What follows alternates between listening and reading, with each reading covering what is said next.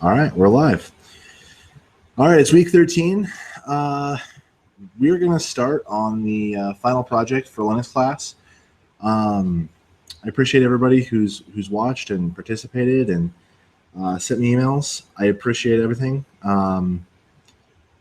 This will be kind of the last project. It'll be a little bit longer. I'm going to break this up into this week, next week, and the week after that. I probably will not do anything for the last week of classes for finals week. That'll just be the due date for everything. So if you guys are starting on your final project this week, that's great. Go ahead and get started on it, and it's due the end of class. So it would be May. Let me look at my calendar here. May. The week of the 9th is the finals, so the 12th. Everything will be due the 12th. So I'm going to go ahead and present to everybody here. Hopefully that works. Hide. Okay. So yeah, this week we're going to go over monitoring tools and kind of why, the what. Dan from danscourses.com put out a great thing on using Cacti. I think it was Cacti.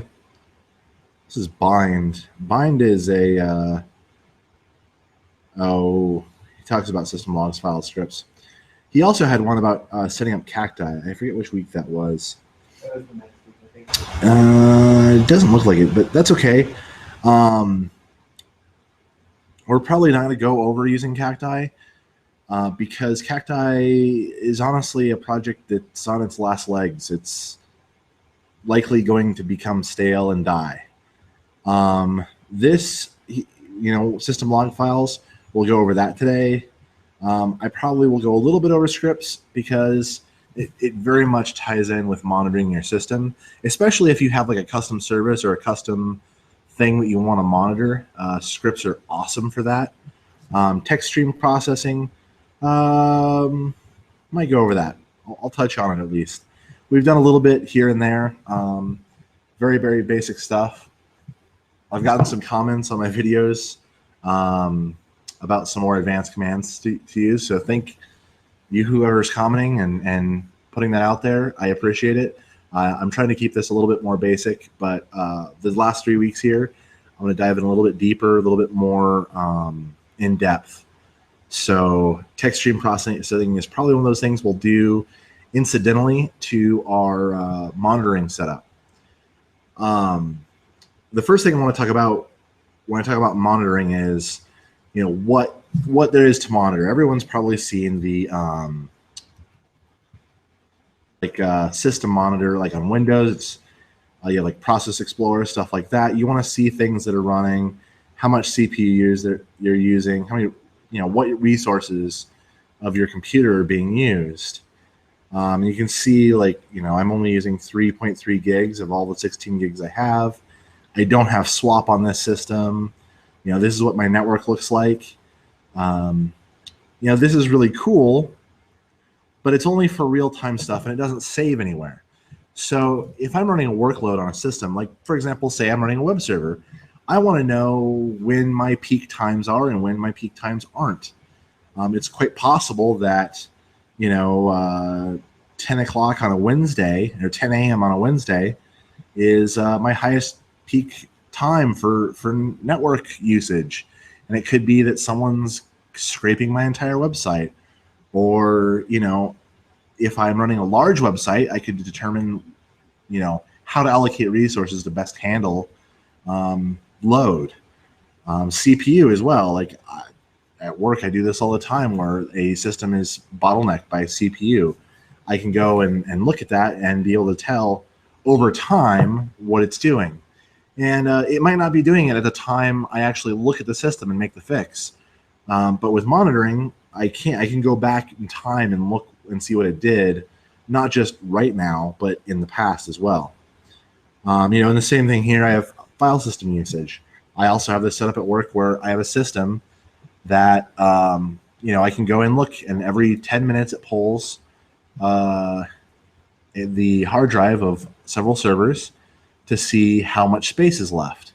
And so I can see days where there's been a high change of file usage, so I know that something happened on that day, like somebody dumped a bunch of files on the server, or oh, we got Locky and it started making random files, or whatever. It's just a good thing too, because you can also look at a graph and say, hey, over the past 6 months, it's pretty easy to see on this graph that our storage usage has doubled, and so therefore we could expect it to grow another double over the same period, or it just allows you to forecast and understand systems. And then this isn't just for business use either. If you want to see how your system's doing, how much power your system is using, almost every computer these days has the ability to query the power supply and actually figure out how much power you're using real time. Some motherboards don't have this. Almost all laptops do, because you have a battery. But most desktop motherboards have a power feature that tells you how much power you're using through the motherboard. And that's really useful if you want to know, hey, how much power am I using? Is it worth keeping my computer on all the time? Like, this is costing me X amount of dollars, or, whatever. So there are many reasons why you'd want to do it. And especially for a long-term graphing, it's really useful to know, what things were, not just 1 minute ago, but maybe 10 minutes ago, or an hour ago. So there's a few ways to do that, and one of them, probably the most prolific in the industry, is Nagios. Nagios, there's a lot of people who hate it. There are a lot of people who love it. It's really kind of awkward to use, but it's kind of the gold standard out there. If you monitor a network and you really, really know your system, you probably run Nagios or one of its clones. Nagios, over the years, has attracted the ire of people and the praise. But some people were like, well, this is open source software. I want to use something like Nagios, but their community is not letting me do what I want to do. So there were a couple different projects that came along in the same vein as Nagios. One of them is called Shinken. It's written in Nagios was originally written in C. Shinken came along and said, hey, we like Python. Let's do it in Python. Shinken's really cool. It's actually this is the Shinken monitoring site. It's basically a fork, or a work-alike, probably not a fork, but a work-alike to Nagios. So if you know Nagios, you can use Shinken really easily. There's also, I don't know how to pronounce it, Ichinga. I don't know what language it comes from. Oh, Zulu. So it's pronounced with a click consonant, and I don't know that. So yeah, this is a fork of Nagios. This is actually more of a fork. They actually, in May 2009, they forked not from Nagios into Ichinga, whatever. So that's a direct descendant of Nagios. And then there are some others out there like Xenos. There are as many others out there as you can think of. These are just the bigger ones. These allow you to do different things. Xenos is more of a, hey, let's make it easy to do everything coming up from a top-down perspective. They make you register, which I don't really like. Oh, apparently you can skip and go straight to downloads. So never mind. You can ignore the registration. I don't recommend doing it. But they have instructions on how to do it on Red Hat Enterprise Linux and CentOS, but not Fedora. But fortunately for us, CentOS is very similar. Red Hat is very similar to Fedora. After all, Red Hat supports Fedora and sponsors it. But then down here, yeah, they don't have any instructions on how to do that. But it's not too terribly difficult. I probably won't go into installing Xenos just because it I've honestly never had really good luck with using it. I haven't used a more recent version, but if you guys want to do this, please do and show me your results. I also wanted to go over. I love cybercity.biz or Nixcraft. They have a lot of articles, especially for someone starting out in Linux, who might have used Linux for a while. They have a lot of really just good tips and tricks on how to use some more advanced things. This is an old article from June 2009, but it's 20 Linux system monitoring tools every system sysadmin should know, or systems administrator. There's Top, which is an iconic command. It's similar to the system monitor here, except it's not GUI. It's all text-based. I'll show you guys that just because I can. Top shows you all the programs running. You can see Firefox is using an inordinate amount of CPU time. That's weird. Chrome's actually sending this out to the internet, so it should be using them. I guess it is now. But it's kind of interactive. I can change the refresh interval. I think it's default like 1 second or 5 seconds, but I can change the delay from 3 seconds, which is the default. Excuse me. 3 seconds to half a second, and now this will update a lot quicker. I can also change it to even further, 0.1 seconds. You can see how quickly that's refreshing. Now, on most, like for point in time, Top is great. It's a great tool. It's just like PS. It shows you things that are running, but it sorts them by what is running. The most, like most CPU, most RAM, that sort of thing. And then these guys go over the typical hotkeys. VMstat shows you system activity, hardware, and system information. PS, again, shows you all the processes. We've gone over that before. Free, which actually shows you memory usage. So free shows you memory usage, and we want it in megabytes. So I have 10 gigs free, or 10,000 megs. If I change this to gigs, I have 9 gigs free. Sorry.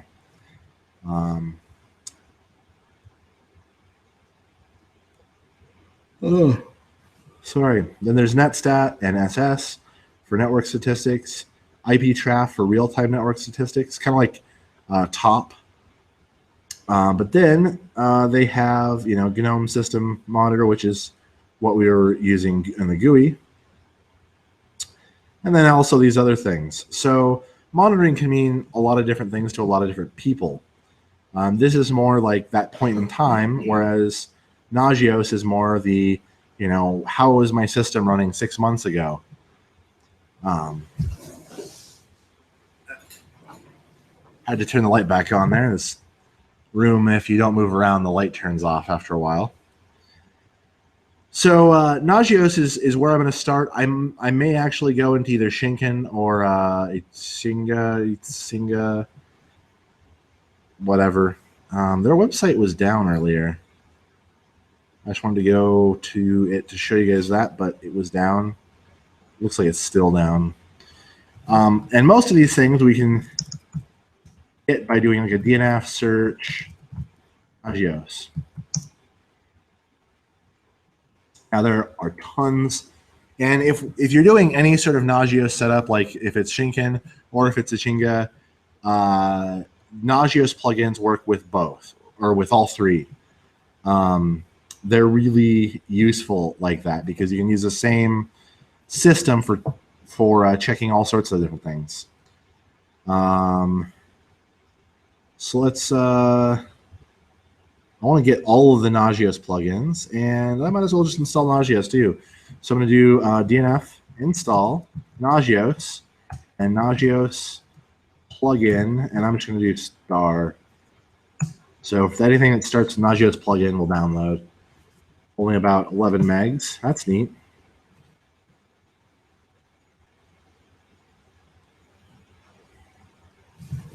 Wow, internet's blazing here.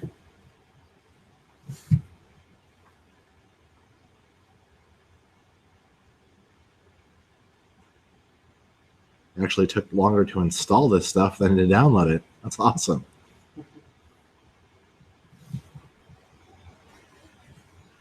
All right. It is installed and good to go, but it doesn't do much out of the box. Out of the box, I don't think it monitors anything. So let's actually take a look. Nagios, one of the reasons people hate it and passionately hate it is that all of the configuration is done through text files. Now, this is both a blessing and a curse because it means that, one, setting up new hosts is really easy, but it's also kind of a pain to maintain files and individual files at that. But let's look at it. I think they keep their stuff in etc. Nagios. So let's do a cd etc. Nagios. And I just do a LL to see what's there.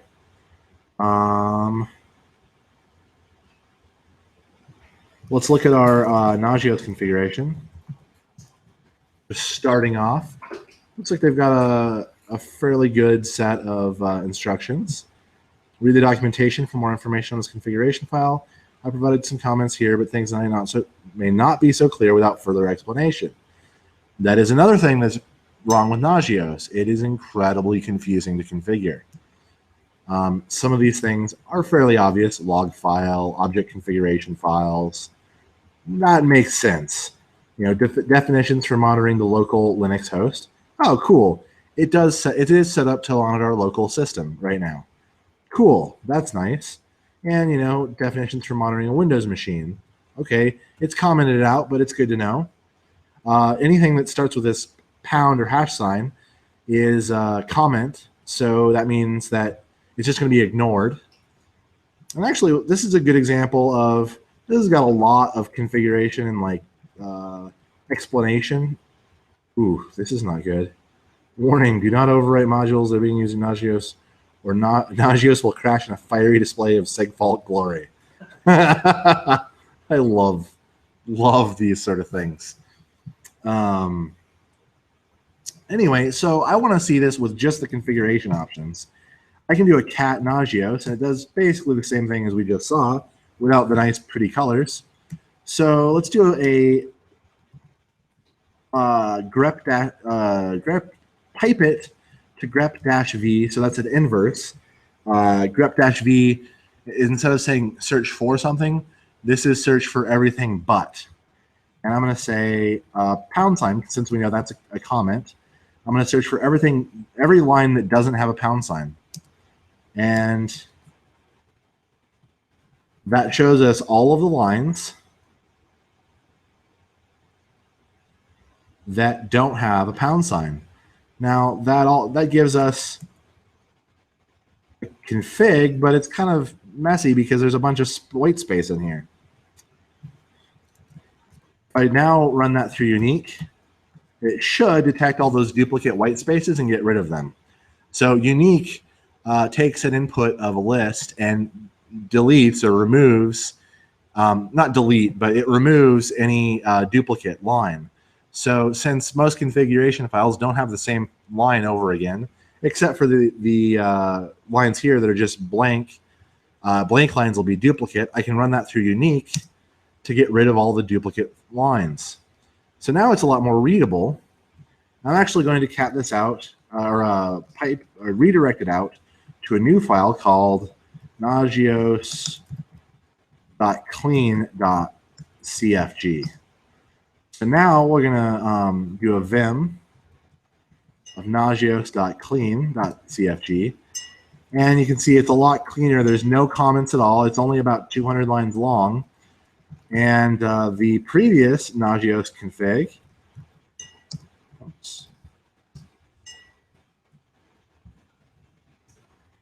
the previous one is about, 1300? Yes, 1300 lines long.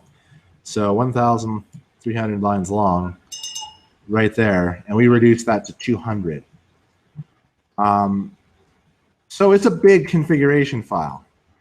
And if you just wanted to look at all the configuration options, like say you were a Nagios guru, you could look at this clean version and be like, aha, I've gained enlightenment and understand what Nagios is doing.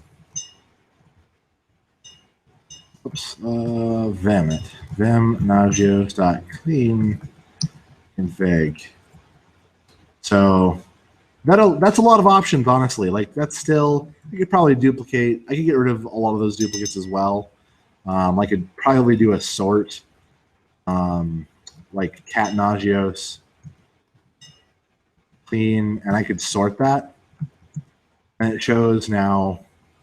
Now I could do a unique, and it would get rid of all of those things, but it doesn't preserve the ordering of the file as it was. But there's a lot of options in this file. There's a lot of things that are configured. And for the most part, I'm not going to go into configuring every single one of them. Mostly it's not necessary. There's just maybe a handful that we'll have to look at. And actually, for most things, this should actually be good to go. I'm going to do a systemctl start Nagios. So it looks like it may have worked. Let's do a status. It looks like it's running. Except it couldn't. That's weird. This is using systemd to show you the last bits of the log. Now, Nagios also has its own log. If we would look back, let me get rid of this file, this clean file. Nagios clean, because I wasn't thinking. I don't really need it. More just showing you guys you can do that to look through things a little bit more cleanly. I'm going to look at nagios.config. And let's look at log. I'm just going to do a search. I haven't brought this up previously, but if you want to search within a file that you have open in inside of Vim, you can hit the slash key or / key, and I want to search for log, and just hit enter. And it shows me the first line where there's log. I can go to the next, and the next. I just hit slash and up, and it keeps like a command history in there. So there's all sorts of temp files and a log. This is where the log archive path is. It's saying, do you want to use syslog?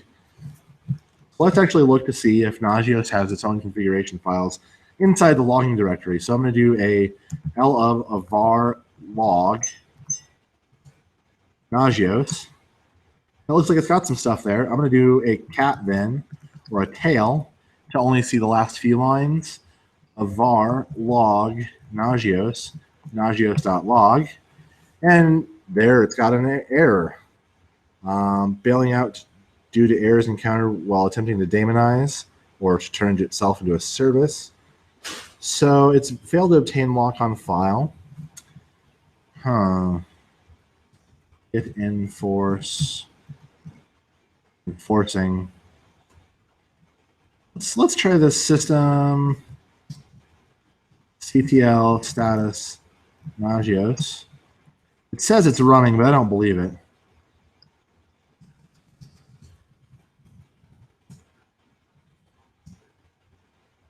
Okay. So it was a failure because it wasn't running. And then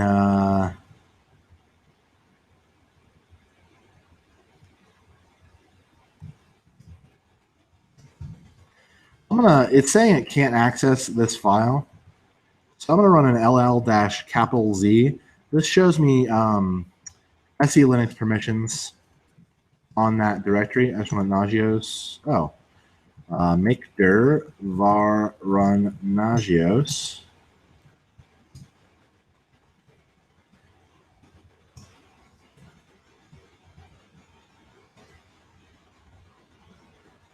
Apparently, I needed to start to do that. So that's an important command if you're setting up Nagios. Do a make dir Or was it make their var run Nagios, because apparently it didn't happen when we installed it from DNF, which is weird. So I trust a little bit more that it's running because it said it finished daemonizing. Let's look at our hail varlog Nagios log. This is Unix time.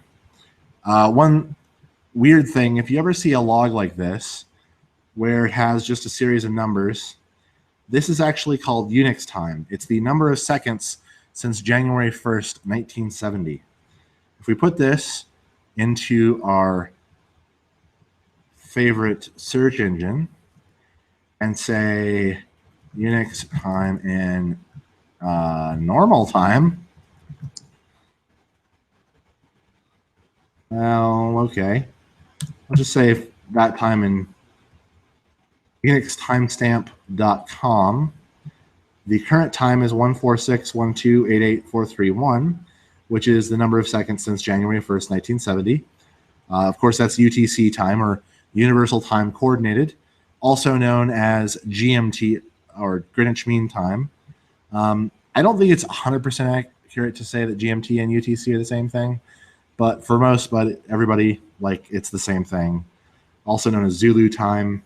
So if you ever see a time that says Zulu or Z at the end, that is UTC time. So that's saying at 3:57. Copy. When was that? Oh, I don't want to share. Go away. Oh, of course, UTC. What is it in? All right, so we're -6 or 7 right now. So that would be about right. So that would be 7:25. I love the fact that all of the timestamps are in UTC and that it's easy to tell what's what. But it's really hard to convert on the fly if you're not familiar with it. I hope my mic's working okay. I switched there and it wasn't lighting up green. Anyway, so that looks like it's ready to go. I can do a PS, AUX, grep, Nagios, and there it is. It's running. So now what? Well, now it's just kind of doing its thing. It's checking and writing to a file, and that's it. No GUI, no nothing. You can see why people hate Nagios. We've got it set up and it's working, but we have no way of really checking its results other than, looking. Let's look at its configuration. Let's look at Nagios configuration. And let's look at output.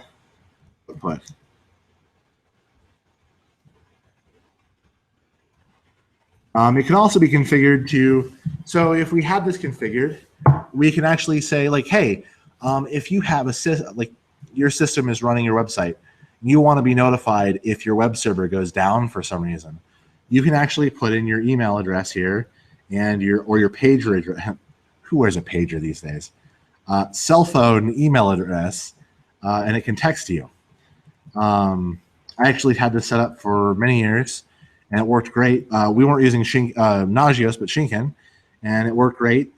We had a system go down, and it would text me in the middle of the night, and I'd be able to, probably not wake up and look at it and fix it.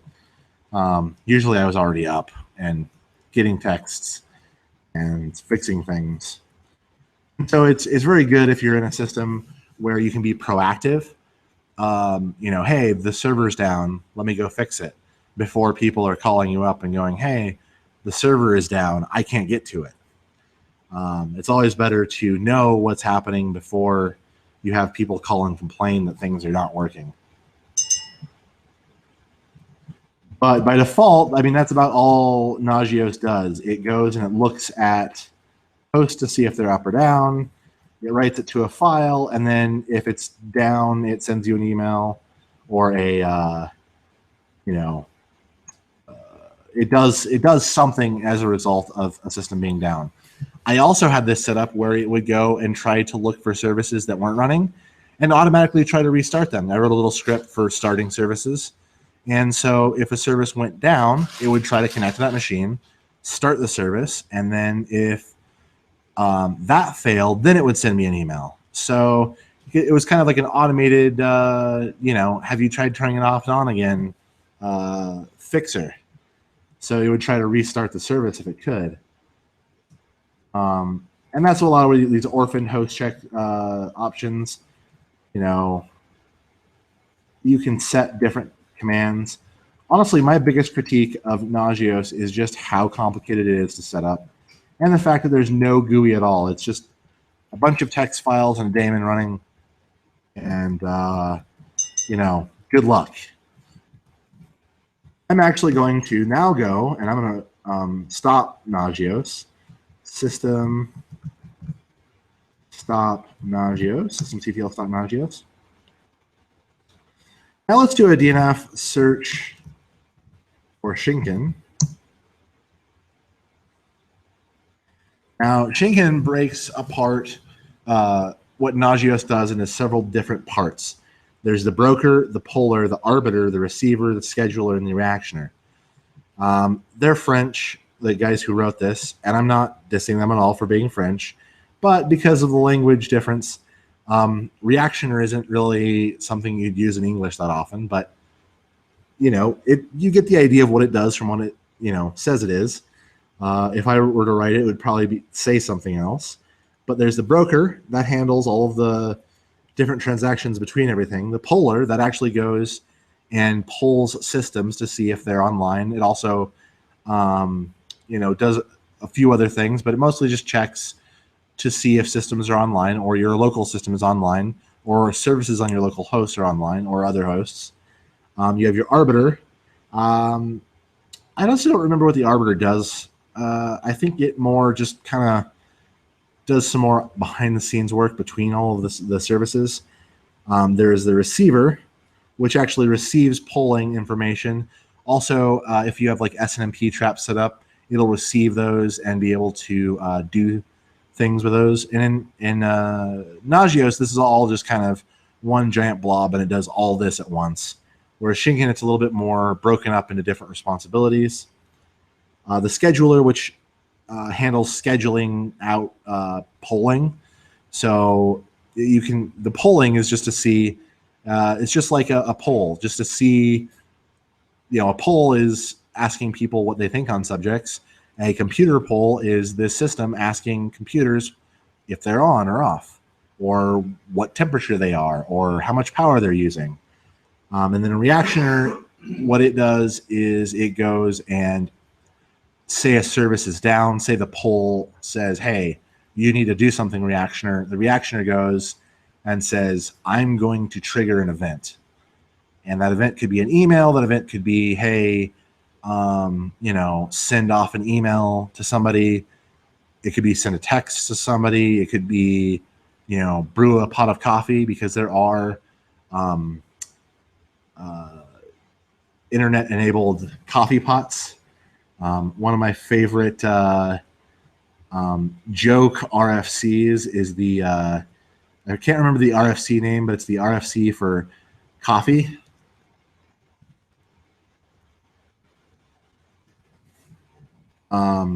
It's the Hypertext Coffee Pot Control Protocol, RFC 2324. And this is actually a real thing. It was a April Fool's joke. And there is actually an example of a teapot running this RCP. It is an actual thing, and that is a teapot, a real actual teapot glued to a netbook. And here's another one. I don't know if this site works anymore, but there's actually a HCTP response. There's a brew command you can send instead of a post, a get to see what the status is. So you could actually have, say a system was down on your network, you could be like, hey, this is going to be a fun problem to fix. Might as well just start brewing a pot of coffee, because it's going to be one of those problems. So, I mean, there could be some practical application to this. I mean, you'd obviously have to keep your coffee pot ready to brew coffee at all times, but, you know, still, Nagios or Shinken can do that for you. I'm also going to do a DNF search for Tinga, or not Asina, Tinga. Ooh, apparently they don't have it. So this is a good example of where we can go and maybe get it. I think their website's down still, or I can't get to it. Pingsinga.org. Let's look up Isinga.org. Only has one IP address, 185.11.254.83. Let's see maybe if the Wayback Machine. I wonder if I can do Wayback from here. Oh, don't want to do that. Actually, Singa.org. Come on, Wayback. See if it'll work.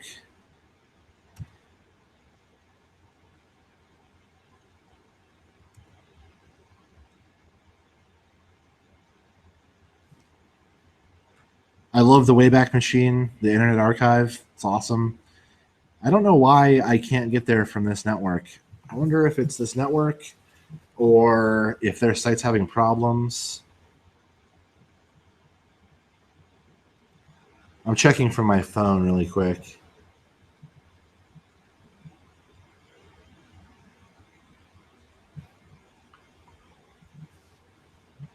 You know, it could be because I don't know.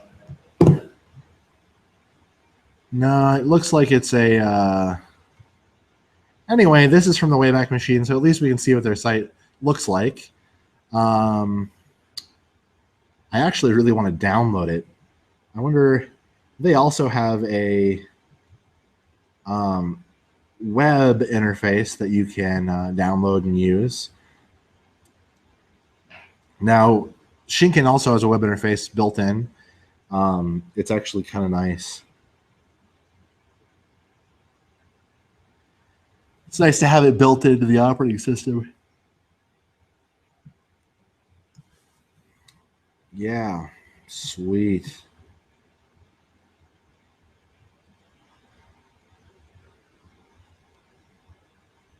Let's see if we can get a package for it. Let's say it's in your repository.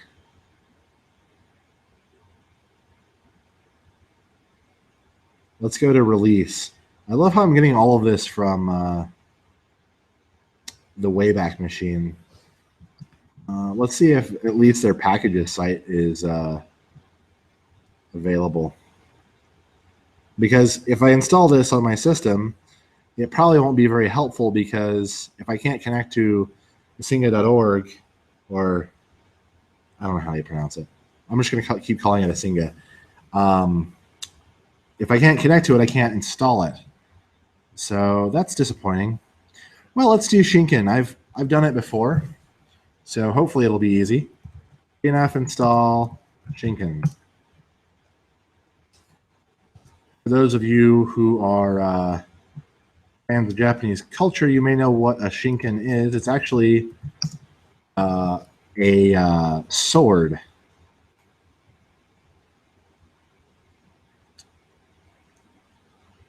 It literally means real sword. It's used to contrast between a bokken and a shinai. So that there is a Shinken. A real sword.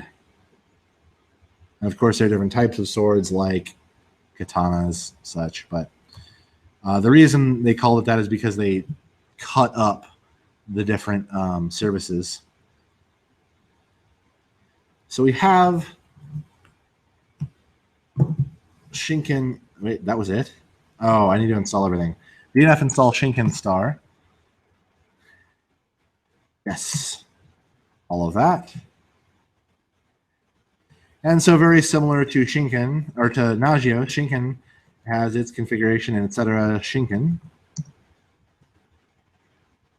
There are more directories here because they've broken it up into different. So each service has its own different group. So arbiters, brokers. You can run multiple services on the same system. It's not really useful in a single use context. But let's look at the configuration file for this. You can see it's a little bit different. Configuration files with common objects like commands, time periods, or templates are here. Now templates of host, service, and contacts. Sorry. Log files, certificates, all that sort of fun stuff. You can actually encrypt communications between hosts and between services. This is useful if you're on a network and you want to have some security. You can actually use SSL to secure the traffic.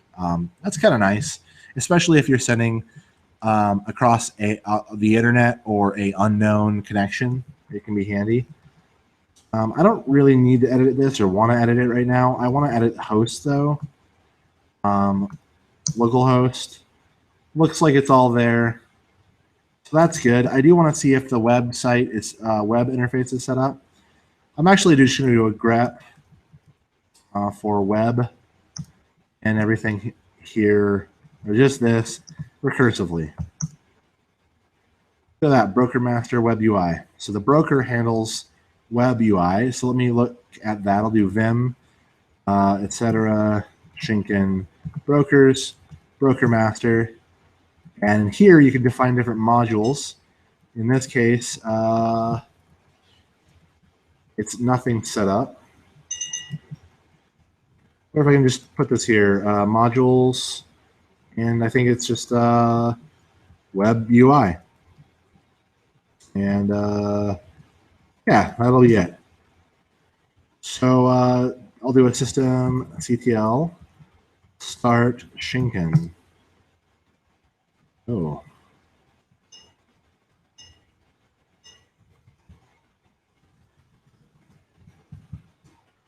Because it has several different services related to it, I'd have to start all of them. So let me start them all.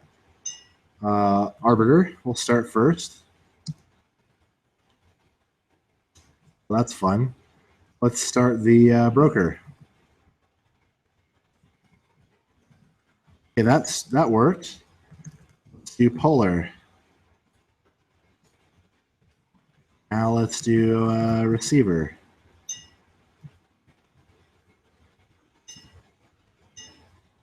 Oh.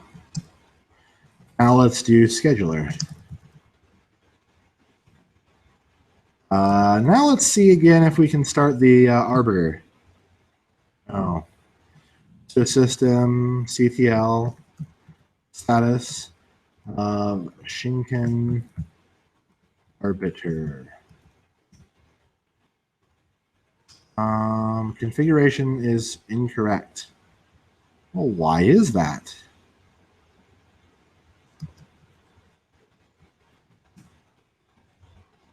Usually it'll say where in the config it doesn't like it.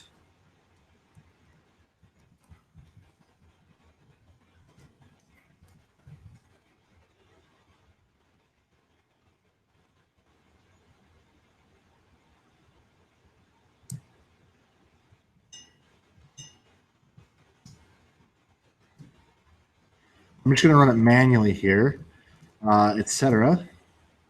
Shinken. Here, the module web UI is unknown for Broker Master. Oh, okay. So it's saying that it doesn't have web UI installed. I should be able to do a Shinken init. Shinken has its own command line interface to work with. So Shinken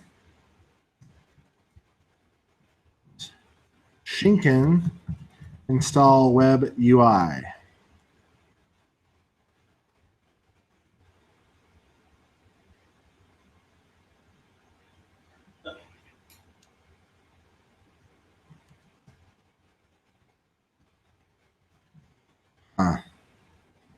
locate Shinken. Oh, update DB. Because locate doesn't use a live, like it doesn't update everything live, I have to run an update DB when I change things in the file system to find them. So I'll do locate Shinken var.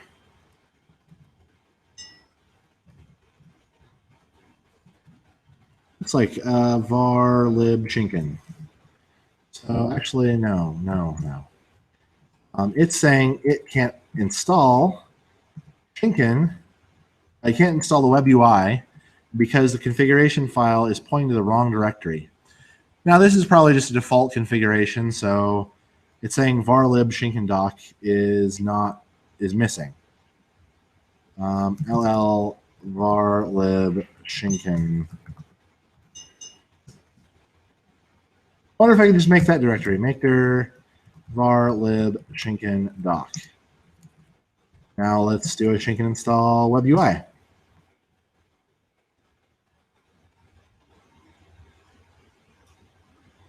Light went off again. Okay, so that actually looks good. It looks like it installed. So now let's do a Shinken arbiter. Oh, I had this. Where was it? Right there. Hey, look at that. It's running. Okay, so I'm going to close that. I'm going to do a system TTL start Shinken arbiter.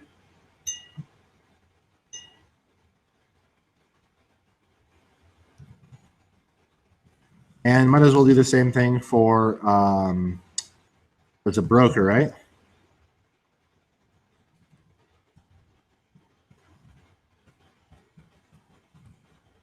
And let's actually see system TTL status Shinken dash star, and I'm going to pipe it to less so I can actually see what's going on. Polar is running. The broker is running. The scheduler is active and running. The arbiter is running. And the receiver is running. So that being said, I should be able to see if I have a web interface now. So I'm going to do a netstat -antp. I'm going to look for, because I know that Shinken is written in Python and that Python kind of hides, because there's no actual program, like it's all running from Python, I'll have to search for Python there. Holy crap, that's a lot. So that might not be very useful.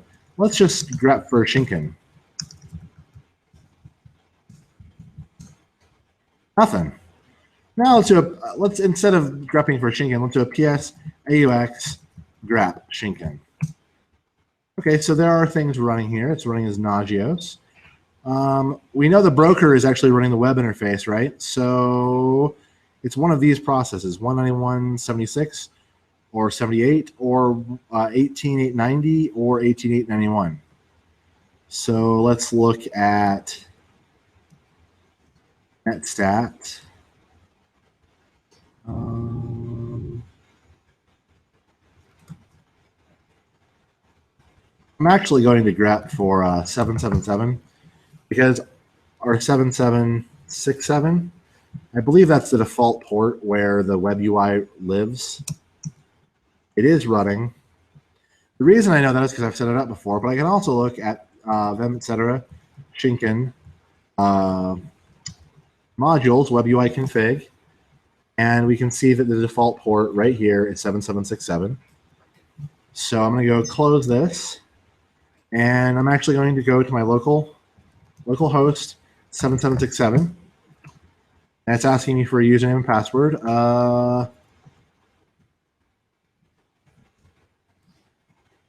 Auth secret has changed me. It uses by default the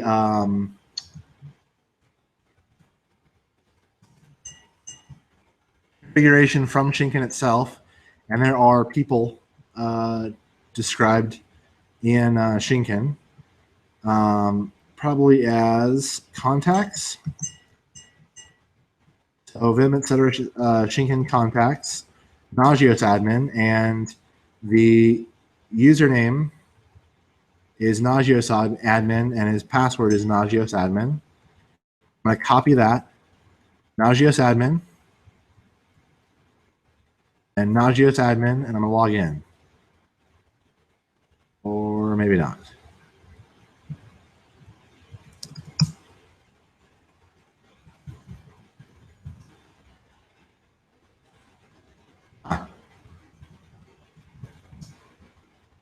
Why won't it let me in?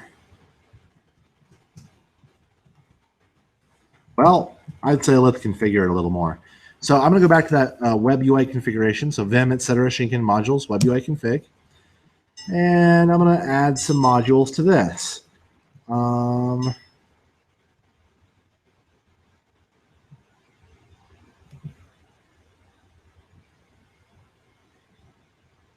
I shouldn't have to.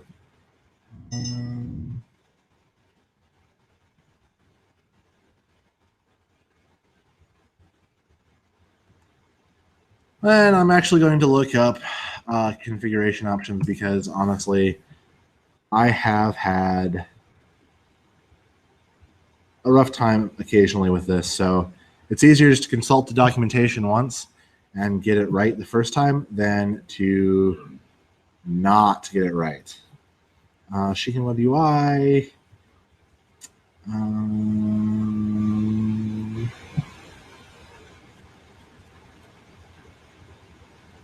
By default, it's using the configuration password web UI module. We'll look in contact definition for the password parameter. Okay, well, I did. That's exactly what I did.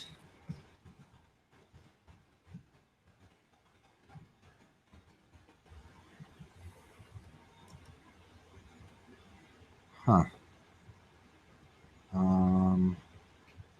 Admin and Shinken, or Nagios admin. Nagios admin and Nagios admin. Shinken.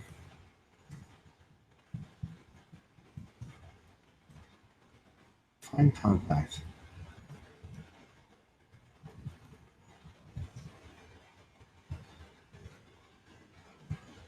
Why? Be Nagios admin? Oh, that's lame. Let's go back here. Look at our configuration. I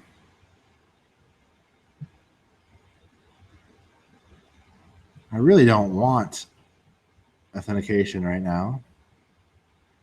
I mean, it is working. That's a good thing.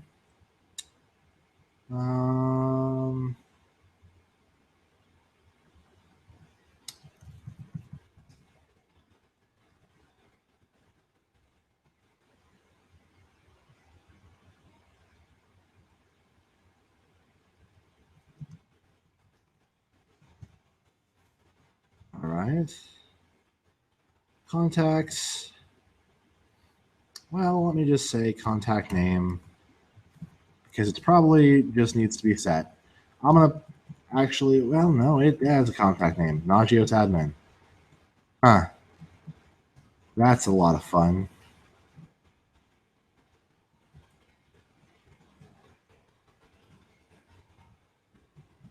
Let me just make sure that it is using the right thing. So I'm going to say modules, auth, CFG, password.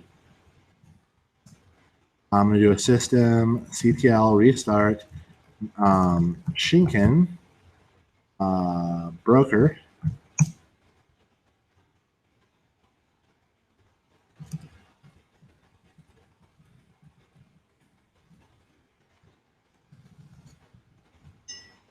I want to see, appears it's running. Let's do a netsat-antp and let's look for 7767. It's not running. It does take a couple seconds to initialize. I can just kind of keep hitting this netstat to see if it's running. I could also look at the log. So tail-f var log Shinken. Actually, that might be broker. Brokerd.log. So it's saying starting HTTP daemon. And again, these are Unix timestamps. Love it. Waiting for initial configuration.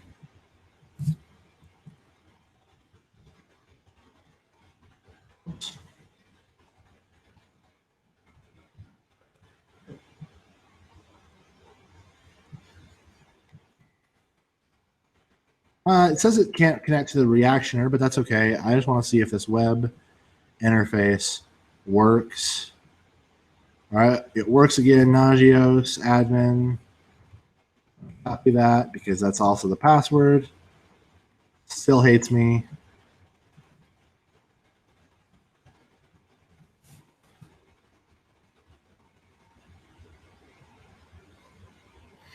I wonder if it. I'm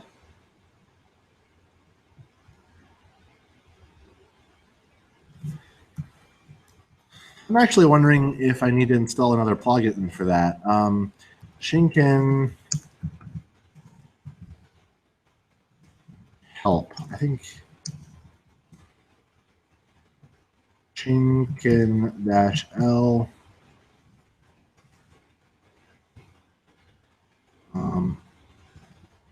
Search. Shinken search auth. Okay, maybe I need to install it. That's why it's not working. So Shinken install auth CFG password. Okay, Shinken system CTL restart Shinken broker. Actually, I should have said Shinken-star. I want all of the services to restart. So now let's look to see if the web service is up yet. Let's actually tail the log again to see if it's running.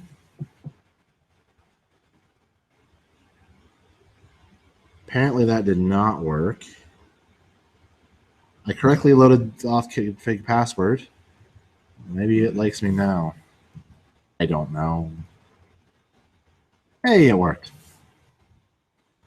So this is the Shinken web interface, and it says, hey, how are you? There are no IT problems. Cool, except there are. This host is down. I can't contact my own server. So that's saying it's monitoring the system. And notice we didn't have to edit a lot of configuration files. It was just basically getting the web UI up. By default, it looks for these sort of things. Let's look at all of this. The localhost, it's saying can't connect to address localhost and port 22 connection refused. That would mean that I can't connect to my local system on port 22. So I'm just going to do this. I'm going to do a netstat -AMTP. I'm going to grep for port 22. I'm going to grep for :22. Oh.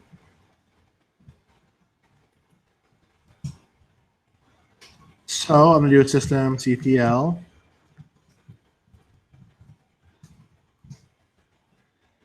SSH is not running. So by default, it's wanting to check SSH. So I'm going to start SSH. So now if we do this grep for 22, we can see that SSHD is running on port 22. And I just want to rescan it. So I'm going to recheck it. Apparently I can't do that. That's cool. System, Shinken state. It cannot connect to the Reactioner.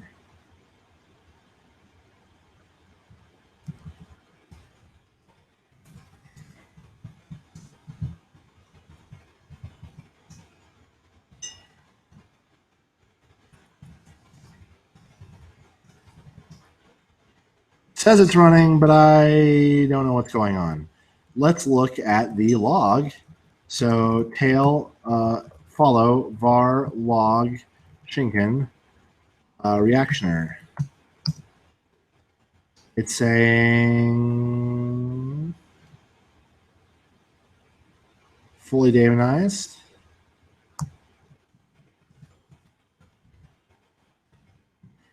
I'm actually going to do all of these logs all at once.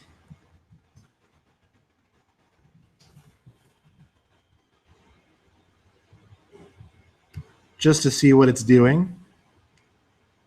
All right. Let's. Oh, now it's good. Cool. And it's got some information. The arbiter daemon reads the configuration, divides it into parts, and distributes them to the appropriate Shinken daemons. That's what the arbiter does. So there is that. The receiver is optional. It receives passive check data and serves as a distributed command buffer. So there you go. That's information on all the services. Let's see. We should now have localhost right there. It's returning information on port 22. Now, generally, this uses network to communicate. And so this is saying free space is 26 gigs, or it's 55% full. Now, I don't have any plugins configured for graphs yet, but that's going to be next week. We're going to set up graphing with this. Shinken is honestly one of the easier forks of Nagios to use. Nagios itself is relatively complicated. We'll also go over setting up a web UI module for saving user preferences like Mongo. I'll go over a little bit what Mongo is. It's pretty cool. And then also we'll probably get to adding some systems in here so we can do that. But that'll be next week. Again, this is kind of the final project. So if you guys are following along for your final project, keep going. You don't have to turn anything in this next week, but definitely make sure it's turned in by the 12th. By the 12th. I'll accept things the 13th, but I'm probably going to do grades either the 12th or the 13th. So I would really appreciate it if you had it to me before then. And I will adjust as necessary for everybody. So that's it for this week. Next week, we'll do some cool stuff, more cool stuff. I think it's cool. You guys may think it's lame. But that's it for this week. I'll talk to you guys next week.